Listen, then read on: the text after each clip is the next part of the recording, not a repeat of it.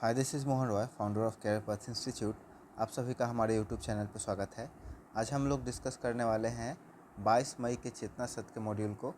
तो यहाँ पे आप देख सकते हैं 22 मई का मैंने पीडीएफ तैयार कर लिया है मॉड्यूल का, और इसे हम लोग अब डिस्कस करेंगे। ठीक है, तो यहाँ पे सबसे पहले देख सकते हैं आप, डेट आप देख लें, 22 मई का ही है।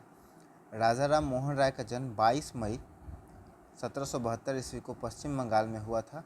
उन्हें आधुनिक भारतीय समाज का जन्मदाता कहा जाता है। वे ब्रह्म समाज के संस्थापक, भारतीय भाषाई प्रेस के प्रवर्तक, जन जागरण और सामाजिक सुधार आंदोलन के प्रणेता थे। बंगाल में नव जागरण युग का पितामह के नाम से उन्हें जाना जाता है।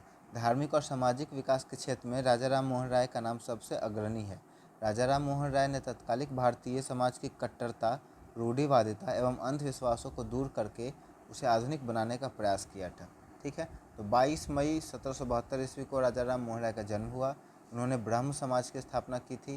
ठीक है, और एक ख़ास बात मैं आपको बता दूं, पटना के खजांची रोड में ना राजा Ram Mohan Roy seminary high school है, और मैंने अपना इंटर वहीं से करा है। तो ये भी एक रिलेटेड टर्म है राजा राम मोहन राय से, और काफ़ी पुराना अंग्रेज के टाइम का ये स्कूल है, काफ़ी बढ़िया स्कूल है ना। मेरे लाइफ में जो भी पॉजिटिव चेंजेस आए हैं ना, उस स्कूल में जाने के बाद ही आए हैं। तो कह सकते हैं बहुत ही बड़ा कंट्रीब्यूशन है। और दूसरा हम लोग का है विश्व जैव विविधता संरक्षण दिवस। प्रतिवर्ष संपूर्ण विश्व में 22 मई को मनाया जाता है। यहाँ पे है विश्व जैव विविधता दिवस। जैव का मतलब हो गया बायो, विविधता मतलब डाइवर्सिटी, संरक्षण मतलब प्रोटेक्शन, और दिवस मतलब डे। तो वर्ल्ड बायोडाइवर्सिटी प्रोटेक्शन डे इसको कहेंगे हम लोग। 22 मई को मनाया जाता है। यह एक अंतर्राष्ट्रीय पर्व है। इसे संयुक्त राष्ट्र संघ ने प्रारंभ किया था। जैव विविधता सभी जीवों की पारिस्थितिकी तंत्रों की विभिन्नता और असमानता को कहा जाता है। हमें एक ऐसे पर्यावरण का निर्माण करना है जो जैव विविधता की दृष्टि से समृद्ध और टिकाऊ हो। जैव विविधता में कमी होने से प्राकृतिक आपदा जैसे बाढ़, सूखा, तूफान आदि आने का खतरा और अधिक बढ़ जाता है। महात्मा गांधी के यहाँ पे कुछ वर्ड हैं आज के विचार में। प्रार्थना केवल मांगना नहीं, समर्पण है। उसका दूसरा है दलाई लामा का, मौन कभी कभी सबसे प्रभावशाली उत्तर होता है। ये काफ़ी अच्छा है ना, जो कि बहुत कमी अभी देखने को मिलता है। मैं जब क्लासेस में जाता हूँ बच्चों को पढ़ाने, तो मतलब वो इतने बौद्धिक रूप से कमज़ोर मैं उनको पाता हूँ ना, कि वो क्लास में चुप नहीं बैठ पाते। मैं कुछ ज़रूरी पढ़ा रहा हूँ, नहीं पढ़ा रहा हूँ, वो लोग अपने अलग दुनिया में लगे रहते हैं। काफ़ी मुश्किल होती है उन्हें चुप करा करके और पढ़ाने के बाद समझाने में। लेकिन ठीक है, धीरे धीरे समझ जाएंगे, समझदारी आएगी। कोशिश करता हूँ मैं अपना 100% देने का। लेकिन ये teaching learning process one way process नहीं होता है कभी भी। ये दोनों तरफ से, जो भी बच्चे यहाँ पर वीडियो देख रहे हैं ना, वो ज़रूर कोशिश करिए क्लास में जब आपके टीचर पढ़ा रहे हैं ना, तो आप शांति से ध्यान से सुनिए। आपको ना बहुत हद तक चीज़ें काफ़ी आसानी से समझ में आ जाएंगी, है ना। तो बहुत ज़रूरी होता है फोकस बना करके ध्यान से सुनना और चुप रहना। सामान्य ज्ञान का अगर बात करें तो अंतरिक्ष में जाने वाले दुनिया के सबसे पहले व्यक्ति कौन थे? यूरी गागरिन, और रूस के थे। चंद्रमा पर कदम रखने वाले पहले इंसान कौन थे? नील आर्मस्ट्रॉन्ग, ये यूएसए के थे। झांसी की रानी लक्ष्मीबाई का बचपन का नाम बहुत ज़्यादा इंपॉर्टेंट है, मनु या मणिकर्णिका। आदि मानव के सबसे पहले किस धातु का खोज किया था? तांबे का। ब्रह्म समाज की स्थापना किसने की? राजा राम मोहन राय। हम लोगों ने ऊपर पढ़ा। उसके बाद यहाँ पे रीजनिंग के क्वेश्चन है। देखिए, ए से हुआ डी, डी से हुआ जी, जी से हुआ जे, जे से हुआ एम। अगर ए से बढ़े तो आएगा बी सी, है ना। तो दो गैप करके तीसरा, तो A+3 हम लोग लिख सकते हैं, हो गया डी, और डी के बाद ई, एफ, और जी तीसरा। ठीक है, तो फिर +3 में आ गया यहाँ पे। उसका HIJ। ठीक, तो M के बाद हो जाएगा N, O और P। तो यहाँ पे हम लोग का मिसिंग टर्म P है। उसके बाद बेड का संबंध है स्लिप से, चेयर का संबंध है सिट से, बैठने से, है ना। नागालैंड की राजधानी कोहिमा, अंडमान निकोबार का विजयपुरम। नाम शायद बदला है इसका। यहाँ पे आपका रेशियो एंड प्रोपोर्शन का क्वेश्चन है, इसे आप करेंगे, ठीक है, खुद से। उसी तरह से यहाँ पे टेबल एबलेट लिखा हुआ, वर्ड को क्या किया गया? चेंज किया गया। टी सबसे चला गया लास्ट में, और ए यहाँ पे आ गया। ठीक है, तो उसी तरह से एम चला जाएगा सबसे लास्ट में, और ए यहाँ पे आ जाएगा। तो ANGOM हो जाएगा, है ना। उसके बाद इंग्लिश के कुछ वर्ड है, इसे आप देख ले। ये 6 to 8 वाले काफ़ी ईजी होते हैं, तो इसको हम लोग नहीं देखेंगे, है ना। आगे देखेंगे प्रेरक प्रसंग में राजा राम मोहन राय की ज़िंदगी से जुड़ा हुआ कुछ यहाँ पे इवेंट है। राजा राम मोहन राय का जन्म एक रूढ़िवादी परिवार में हुआ था। रूढ़िवादी वैसे परिवार में को कहते हैं या वैसे लोगों का कहते हैं जिनका सोच एक फिक्स होता है और उससे अलग वो कुछ नहीं करना चाहते हैं या कुछ नहीं करने का उनका इच्छा होता है। जैसे मान लीजिए कि कुछ लोग कह रहे हैं कि आपको सुबह में उठ करके 4 बजे पढ़ाई करना है या योग करना है, और उसके आगे पीछे कुछ अगर उनको मंजूर ना हो, है ना, या फिर कहना है कि एक परिवार में है जो सदियों से चलते आ रहा है कि उनके परिवार में सभी डॉक्टर हैं और आगे जितने भी बच्चे होंगे सबको डॉक्टर है ही बनना होगा, उसके अलावा कोई कुछ नहीं करेगा। तो ये विचार, इस तरह का जो फिक्स विचार होगा, ये रूढ़िवादी कहलाएगा। उनके बड़े भाई की मृत्यु के बाद समाज के ठेकेदार ने उनकी भाभी को जबरन सती होने के लिए मजबूर कर दिया।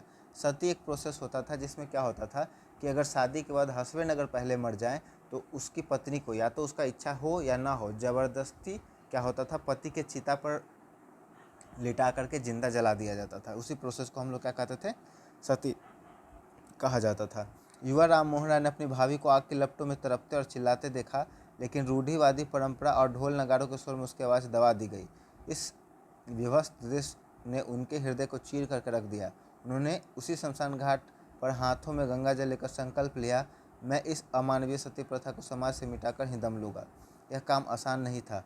जब उन्होंने इस कुप्रथा के खिलाफ आवाज़ उठाई तो उनके अपने परिवार और पूरे समाज के लोगों ने उन्हें जाति से बाहर कर दिया। उन पर जानलेवा हमले हुए, उन्हें धर्मद्रोही कहा गया, लेकिन राम मोहन राय डिगे नहीं। उन्होंने शास्त्रों के प्रमाण देकर यह सिद्ध कर दिया कि हिंदू धर्म में सती प्रथा का कोई स्थान नहीं है। उन्होंने ब्रह्म समाज की स्थापना की और अखबारों और लेखों के माध्यम से जन चेतना जगाई। अंततः उनके अथक प्रयासों और तर्कों के आगे ब्रिटिश सरकार को झुकना पड़ा और सन 1829 ईस्वी में विलियम बेंटिक के सहयोग से सती प्रथा को अवैध घोषित करने का कानून पास किया गया। ठीक है, यहाँ पे कुछ कुछ जो इम्पोर्टेंट टर्म है वो मैं आपको कंप्लीट होने के बाद बता दूंगा। राजा राम मोहन राय को मुगल सम्राट अकबर द्वितीय ने राजा की उपाधि दी थी। ठीक है, ये भी जरूरी है कि राजा मोहन राय को राजा की उपाधि किसने दी थी। वे कई भाषाओं के विद्वान थे और वेदों उपनिषदों के गहरे ज्ञाता थे। राजा राम मोहन राय का मानना था कि भारत की गुलामी अंधविश्वास और रूढ़िवादिता के अहंकार से बाहर निकालने का एकमात्र रास्ता आधुनिक शिक्षा है। वह संस्कृत के प्रखंड विद्वान थे, लेकिन उनका स्पष्ट मानना था कि यदि भारतीयों को बौद्धिक स्तर पर मुकाबला करना है तो उन्हें अंग्रेजी भाषा, गणित और आधुनिक विज्ञान और पश्चिमी दर्शन को भी सीखना होगा। ठीक है, तो बात करें इसमें इम्पोर्टेंट टर्म का, तो इम्पोर्टेंट टर्म इसमें आपका देखिए एक हो जाएगा यहाँ पे ब्रह्म समाज की स्थापना। उन्होंने ब्रह्म समाज की स्थापना की। ठीक है, 1829 में बैन लगा। बैन कौन लगाया? विलियम बेंटिक, है ना। तो इस तरह से हम लोग अपना देखेंगे और फिर आगे बढ़ेंगे। 9th से 12th तक के लिए जो हम लोग का कंटेंट है, इसमें सबसे पहले विचार में राजा राम मोहन राय के विचार को ही लिया गया है। सत्य को प्रमाण की आवश्यकता नहीं होती, है ना, प्रत्यक्ष को प्रमाण की आवश्यकता नहीं होती। उसी तरह से करंट अफेयर का अगर बात करें तो भारत की पहली बाधा रहित टोलिंग प्रणाली कहाँ शुरू हुई है? द्वारका एक्सप्रेस, दिल्ली गुरुग्राम में। मई माह में महाराष्ट्र के किस जिले को आधिकारिक रूप से नक्सल मुक्त घोषित कर दिया गया? गढ़चिरौली। विश्व प्रेस स्वतंत्रता सूचकांक 2026 में कौन सा देश पहले स्थान पर है? नॉर्वे। उसके बाद भ्रष्टाचार धारणा सूचकांक CPI 2026 में भारत का कौन सा स्थान है? 91वां, 91वां। ठीक है, आगे देखेंगे सती प्रथा को प्रतिबंध करने वाला ब्रिटिश गवर्नर कौन था? William Bentinck. ठीक है, राजा राम मोहन राय ने किस महान धार्मिक सामाजिक संस्था की स्थापना की? ब्रह्म समाज। राजा राम मोहन राय को राजा की उपाधि किसने दी? अकबर द्वितीय ने।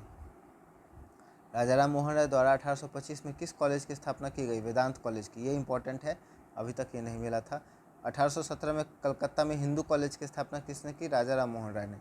अब यहाँ पे हम लोग देखेंगे टर्म हिंदी और इंग्लिश दोनों का। लौकिक का मतलब होता है इस संसार से संबंधित, वैश्विक मतलब पूरे विश्व से संबंधित, शाश्वत मतलब सदा रहने वाला, स्थावर मतलब एक जगह स्थिर रहने वाला, कॉन्जेंट कॉम्पेलिंग प्रभावशाली अकार तर्क, डिलीटेरियस डेट्रीमेंटल, ठीक है, हानिकारक नुकसानदेह, पॉसिटी डेर्थ अकाल कमी न्यूनता, परफिडियस टिरेचेरस, ठीक है, इसमें है नमक हराम और विश्वासघाती।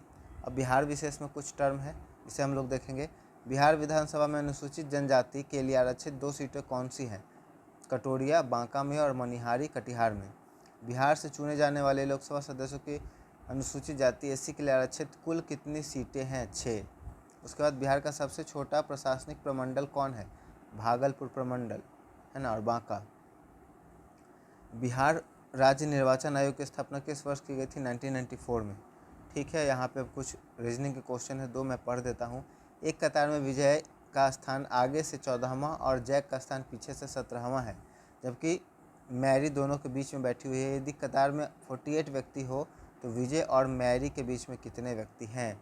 तो आपको लिखना पड़ेगा इस तरह से 1 2 3 4 5 6 7 8 9 10 11 12 13 14 और टोटल कितना है? 48 है ना। मैं इस तरह से बनाता हूँ, इसका मुझे कोई ट्रिक आइडिया नहीं है कि किस तरह से बनता है। और इधर पीछे से जैक को कर देंगे 17, 1 2 3 4 5 6 7 8 9 10 11 12 13 14 15 16 17 और बीच में कौन बैठी हुई है? मैरी बैठी हुई है, कहीं बीच में मान लेते हैं। अब काउंट करते हैं कितना है इसमें, है ना, कितना हुआ? 1 2 3 4 5 6 7 8 9 10 11 12 13 14 15 16 17 18 19 20 21 22 23 24 25 26 27 28 29 30 31 एक 32 32 6 38 38 10 48 16। तो इसमें हो जाएगा हम लोग का आंसर 8। मैरी और विजय के बीच में, जबकि मैरी दोनों के बीच में, ठीक में बीच में बैठी हुई है। ठीक है, तो पूरा पूरा कितना बच्चा? 16 बच्चा। 16 बच्चा तो 16 का आधा कितना होगा? 8, क्योंकि एग्जैक्ट कह रहा है कि बीच में है ना, दोनों के बीच में बैठी हुई, एग्जैक्ट बीच में। तो टोटल हम लोग का रिमेनिंग कितना हो गया? 16। 48 में से इधर का 17 और इधर का 14 हम लोग जोड़ दिए तो हो गया हम लोग का 32, है ना। 32 में 16 जोड़ेंगे तो 48, 32 + 16 और 16 का आधा कर देंगे तो 8। तो इस तरह से हम लोग का हो जाएगा। तो ये छोटा सा हमारा वीडियो था, मुझे उम्मीद है वीडियो आपको पसंद आया होगा। तो वीडियो अपने दोस्तों और परिवार के सदस्यों के बीच में ज़रूर शेयर कर दें। और यदि आप हमारे चैनल को सपोर्ट करना चाहते हैं तो चैनल को सब्सक्राइब कर दें। Thank you so much.